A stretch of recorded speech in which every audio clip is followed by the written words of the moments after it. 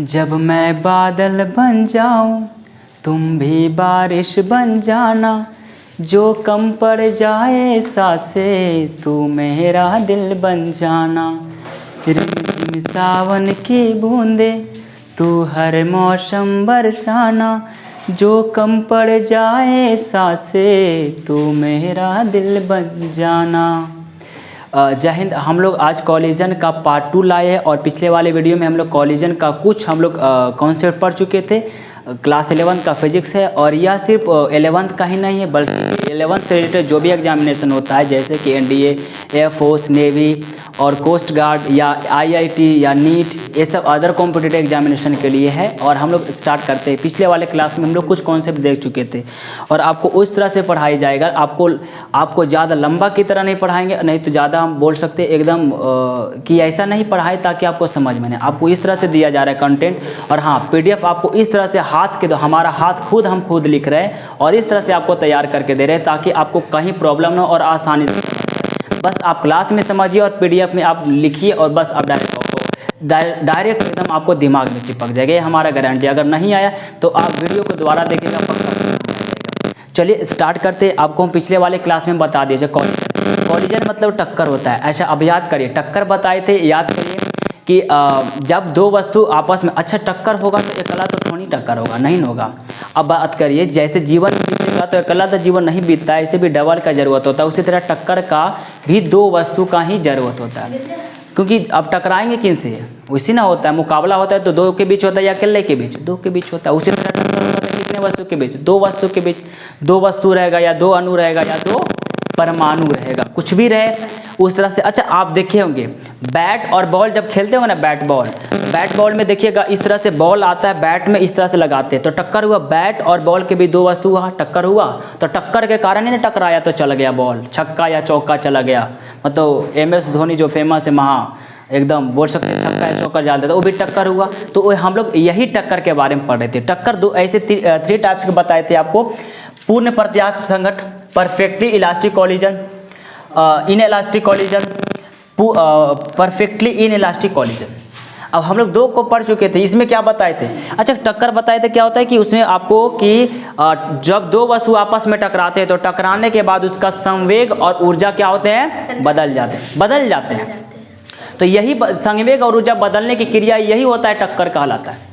और हाँ, कोई भी टक्कर होगा, चाहे परफेक्टली इनइलास्टिक कॉलिजन हो, चाहे इलास्टिक कॉलिजन हो, चाहे परफेक्टली इनइलास्टिक कॉलिजन रहेगा, उसमें हमेशा संवेग संरक्षित। अच्छा अब क्वेश्चन एक पूछते हैं, जब दो वस्तु जब समान तापमान पर दो वस्तु आपस में टकराते हैं तो क्या संरक्षित रहेगा, संवेग। करेक्ट, संवेग हमेशा संरक्षित रहेगा।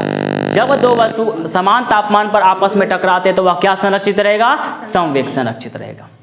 और अगर perfectly inelastic collision, perfectly elastic collision होगा मतलब पूर्णतः प्रत्यास्थ टक्कर होगा तो उसमें क्या संरक्षित रहता है, देखिए रेखीय संवेग मतलब संवेग संरक्षित रहेगा, संवेग संरक्षित मिलेगा आपको, गतिज ऊर्जा संरक्षित रहेगा और कुल ऊर्जा संरक्षित रहेगा। और बात किया जाए अप्रत्यास्थ संघट का तो इसमें रेखीय संवेग संरक्षित और गतिज ऊर्जा असंरक्षित रहेगा लेकिन कुल ऊर्जा। और अब अप्रत्यास्थ संघट में आपको बताए थे ना कि टकराने के बाद क्या होता है, टकराने के बाद उसका ऊर्जा किसमें बदल जाता है, या तो ध्वनि ऊर्जा में, या तो प्रकाशीय ऊर्जा में, या तो ऊष्मा ऊर्जा में।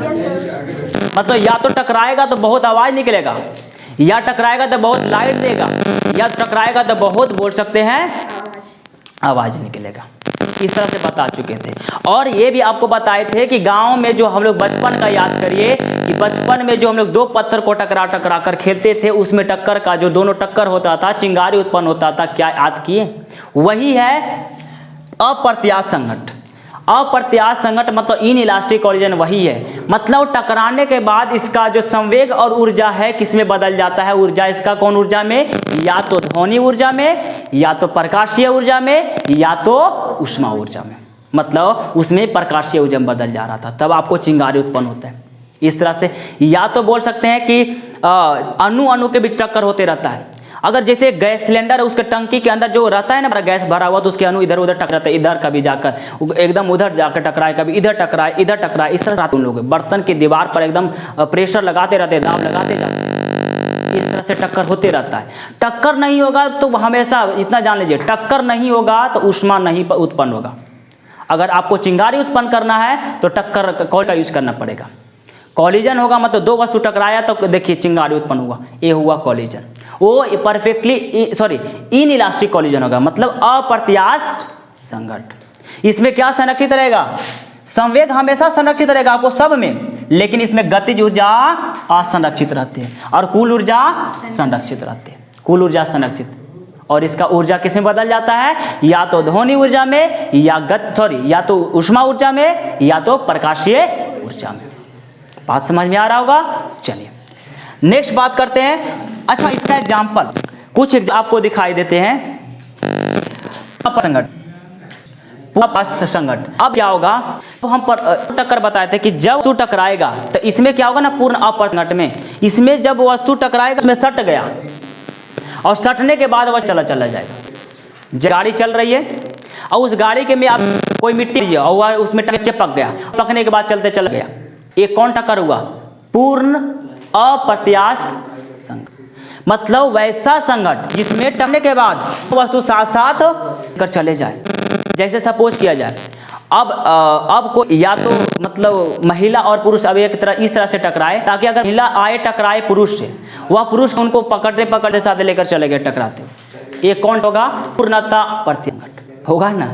उसी तरह से अगर टकराने के दोनों साइड हो जाए, दोनों साइड हो जाएगा प्रत्यास्थ संघट्ट, और टकराने के बाद चिपक कर साथे चला जाए तो पूर्णता प्रत्यास्थ संघट्ट। बात समझ में आया? एक एग्जांपल आपको देते हैं। बैट और बॉल के बीच जो टक्कर होता है, कौन टक्कर होता है बताइए? उसमें चिपके हुए रहता है, तो चिपके हुए बॉल जाएगा कि नहीं जाएगा? उसमें दूर चला जाए बॉल तो कौन कर? अप्रत्यास्थ संघट्ट होता है, अप्रत्यास्थ संघट्ट। बात समझ में? क्लियर? इसी तरह से अप्रत्यास्थ संघट्ट को क्या संरक्षित रहता है? संवेग कोई भी टकरा उसमें मूवमेंट जो संवेग होगा हमेशा संरक्षित रहेगा, लेकिन गतिज ऊर्जा असंरक्षित रहेगा, आंतरिक ऊर्जा असंरक्षित रहेगा, लेकिन कुल ऊर्जा संरक्षित रहेगा। आया बात समझ? हम इसी तरह से थोड़ा टॉपिक पे बढ़ते, आप आई हो समझ रहे होंगे। और हाँ, स्क्रीनशॉट लेना चाहे स्क्रीनशॉट ले लीजिएगा। और हाँ, अगर आप हमारे बात समझ में आ रहा होगा, अच्छा लग रहा होगा क्लास, तो प्लीज आप लाइक करिएगा, शेयर करिएगा और हमारे चैनल सब्सक्राइब करिएगा। और कौन से हम लोग बात कॉफी थोड़ा उसको पढ़ते, आप स्क्रीनशॉट लेना चाहते लीजिए। अब हम लोग पढ़ेंगे आप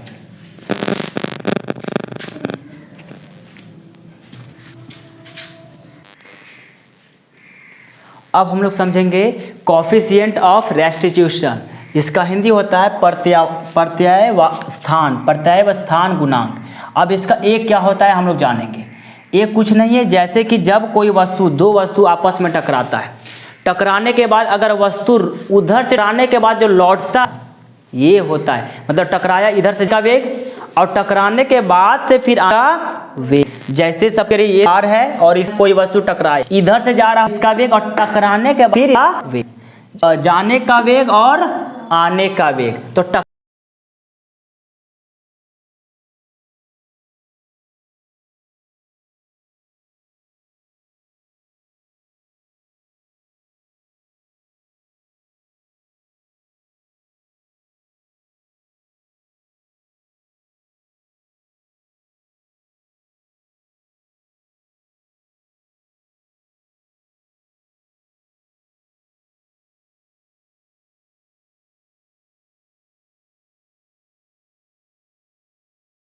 ऊपर रहेगा। अब बोलिएगा यहाँ पे छोटा h क्या होता है? तो प्रत्यवस्थान गुणांक कोफिशिएंट ऑफ रेस्टिट्यूशन। यही हम लोग, इसमें कुछ नहीं होता है। जैसे क्या होता है कि दो गाड़ी आया, एक गाड़ी इधर से था, एक गाड़ी इधर से जाए और हम जाकर हमारा गाड़ी उसमें ठोक दिया, ठोकने के बाद इधर गया होगा वेग, टकराने के पहले का वेग, और उसके बाद टकराए और उधर से फिर टकरा कर थोड़ा इधर नहीं आ जाते हैं, फेंका गए, टकराए और उधर धक्का मार कर उधर फेंका गए, एक गिरे हुए खाड़ी में, ते गिरे हुए नाले में, इस तरह से होता है ना। यही हुआ, मतलब पहले टकराया तो इसका वेग और टकराने के बाद फिर देखते हैं एक हवाई जहाज की तरह उड़ गया, एक उधर चला गया। तो यही है, ये दोनों का बात होगा। मतलब इसमें देखिए फॉर्मूला होता है, और कोफिशिएंट ऑफ रेस्टिट्यूशन को हम लोग क्या चीज से सूचित करते हैं? छोटा ई से सूचित करते हैं। अच्छा, ई बराबर क्या होता है formula? Minus V2 minus V1 बटा U2 माइनस U1। बोलिएगा V2 क्या है? तो V मतलब टकराने के बाद का वेग यू क्या है, टकराने से पहले का वेग। कोई वस्तु के टकराने के पहले का को हम लोग यू से लिखते हैं और टकराने के बाद के वेग को भी से लिखते हैं। आया समझ में? ये फॉर्मूला होता है ई बराबर माइनस v2 माइनस v1 बट्टा u2 माइनस u1। ये फर्स्ट फॉर्मूला हो गया, पहला बात हो गया। सेकेंड ई का हो जाएगा फॉर्मूला, दो फॉर्मूला आपको दिखाई दे रहा होगा। एक फॉर्मूला v2 माइनस v1 बटा u2 माइनस u1। v से क्या होता है, टकराने के बाद का वेग। u क्या होगा, टकराने से पहले का वेग, मतलब वस्तु का वेग। और इसका फॉर्मूला लगा दीजिएगा v2 माइनस v1 बटा u2 माइनस u1। और कुछ नहीं करेंगे, सिर्फ आगे क्या लगा दीजिएगा, फॉर्मूला। ये पहला फॉर्मूला होगा। दूसरा क्या है, ई बराबर अंडर रूट छोटा h बटा बड़ा h। h क्या है, उछाल की ऊंचाई बटा बड़ा h क्या है, गिरने की ऊंचाई। मतलब इधर देखिए, इधर से जा रहा है वस्तु टकराने के लिए, इसका वेग बढ़का इससे, और टकराने के बाद मतलब उधर टकराने के बाद फिर जो वापस लौट आया, रिबाउंड किया, मतलब उछाल आया, उसका ऊंचाई को छोटा h से लिखते हैं। ई बराबर बड़ा छोटा h बटा बड़ा h। अब देखिए, अब हाँ एक कुछ क्वेश्चन आता है, इसका जो एनडीए में क्वेश्चन पूछा हुआ है, एनडीए और एफओस में कि कोफिशिएंट ऑफ रेस्टिट्यूशन, मतलब छोटा ई का मान पूछा हुआ है कि छोटा ई का मान मिनिमम कितना होता है, मतलब न्यूनतम मान कितना होता है, 0, और महत्तम मान कितना होता है, 1। मिनिमम 0 और महत्तम 1। मिनिमम मान होता है 0, मतलब न्यूनतम मान 0 होता है और महत्तम मान 1 होता है। अब 3 टाइप्स के बताए कॉलिजन, तीनों टाइप्स के लिए कोफिशिएंट ऑफ रेस्टिट्यूशन कितना होगा बात करते हैं। पहला टाइप बताए थे प्रत्यास्थ संघट के लिए। प्रत्यास्थ संघट के लिए कोफिशिएंट ऑफ रेस्टिट्यूशन क्या होगा, ई बराबर 1। ई बराबर क्या होगा, 1, और छोटा h बराबर बड़ा h। ये पहला पॉइंट आ गया। दूसरा, पूर्णतः अप्रत्यास्थ संघट के लिए क्या होगा, ई बराबर 0 तो h बराबर भी 0। अगर ई बराबर 1 है तो h और बड़ा h दोनों बराबर होगा। अप्रत्यास्थ संघट के लिए क्या होगा, ई का मान जो होगा 1 से छोटा, तो छोटा h का मान बड़ा h से छोटा। ऐसे भी देखिए, बड़ा h है ना, बड़ा रहेगा ना, और छोटा h छोटा रहेगा, ऐसे भी। और अन्य संघट के लिए मतलब हमेशा जो कोफिशिएंट ऑफ रेस्टिट्यूशन का मान जो होता है 0 से बड़ा और 1 के छोटा होता है। 0 से बड़ा और 1 से छोटा। ई का न्यूनतम मान 0 और ई का महत्तम मान 1। बस मिनिमम 0 होता है और महत्तम 1 होता है। आई होप कि आप समझ रहे होंगे। कोफिशिएंट ऑफ रेस्टिट्यूशन का मिनिमम मान 0 और महत्तम मान मतलब मैक्सिमम वैल्यू कितना होता है, 1 होता है। पूर्णतः प्रत्यास्थ संघट के लिए ई बराबर क्या होता है, 1, या तो छोटा h बराबर बड़ा h। अप्रत्यास्थ संघट के लिए क्या होता है, ई बराबर 0, या तो ये छोटा h बराबर 0। और अगला बात क्या, अप्रत्यास्थ संघट के लिए हो जाएगा, अप्रत्यास्थ संघट के लिए क्या होगा, पूर्णतः ई का मान होगा 1 से छोटा, अब या तो बड़ा h से छोटा, छोटका h रहेगा ऐसे। और ई का हमेशा कोफिशिएंट रेस्टिट्यूशन का वैल्यू होता है 0 और महत्तम होता है 1, 0 और 1 के बीच होता है। आई होप कि आप समझ गए होंगे। कॉलिजन टॉपिक का हम लोग यहीं तक करते हैं, रिवाइज कर लिए हम लोग, बढ़िया से पढ़ लिए, और इसके बाद हम लोग नेक्स्ट टॉपिक लाएंगे फिजिक्स का।